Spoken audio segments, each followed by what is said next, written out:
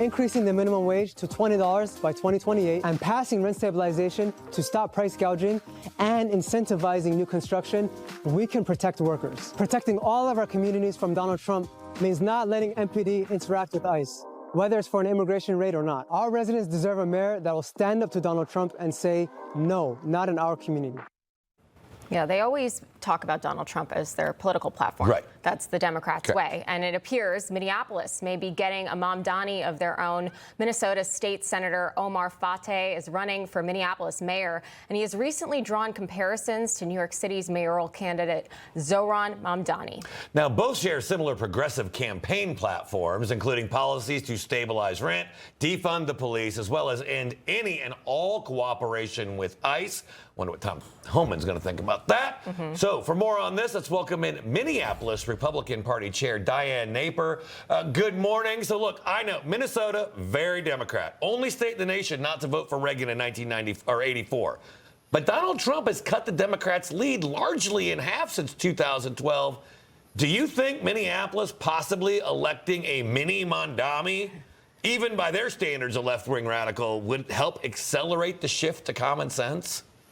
I'm hoping that that's the case. We've got lots of problems here in Minneapolis, and socialism is certainly not going to solve any of them. It will kill our city. The economic impact that it will have driving out business, which, if you want people to have jobs, they need the businesses there to provide those jobs. Raising the minimum wage, we've seen how that's what the effect was in California that drove businesses out of there. These people talk about wanting to support small businesses, but small businesses can't survive with over-regulation, over-taxation, et cetera. Well, State Senator Fateh says he wants to push back against Donald Trump and labels federal immigration and education policies as cruel. Chairwoman, how does this square with the possibility of a mayor to cooperate with federal law enforcement?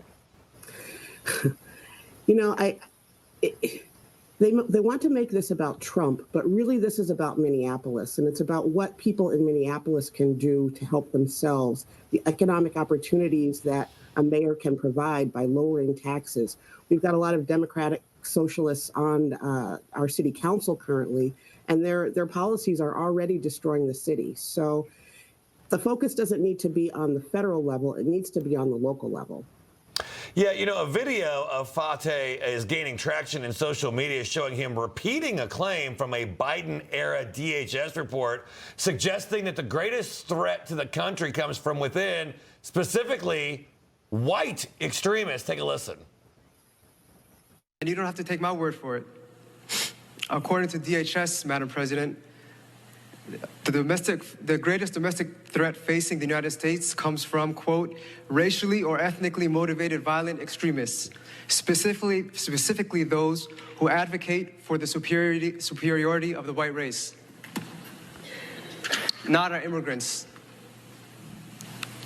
We are safer and we're better off because of them. Or safer because Donald Trump's deporting illegal immigrants and people who were never vetted, gang members, criminals, drug traffickers. I mean, what do you make of those kinds of remarks? I think they're outlandish. I think they're dishonest. I think that they paint an inaccurate portrait of what's actually happening on the ground and in Minneapolis and in cities around the country. Yes, we welcome immigrants who come here legally, who follow the process, who are vetted. But the illegals who are committing crimes, we don't want them in our communities. And to say otherwise is just dishonest. Yeah. Well, we're highlighting it here, but do you think voters in Minneapolis are really aware of how far left his platform is? I don't think they are, and I think that's in large part to our local mainstream media that refuses to report on a lot of the things that are actually happening and taking place in our city.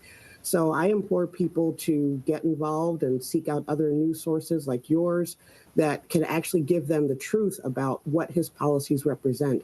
Socialism has killed millions of people, in the 20th century alone, and to bring that to Minneapolis, to bring that to New York City will only destroy the whole country eventually. And it's not something that we need.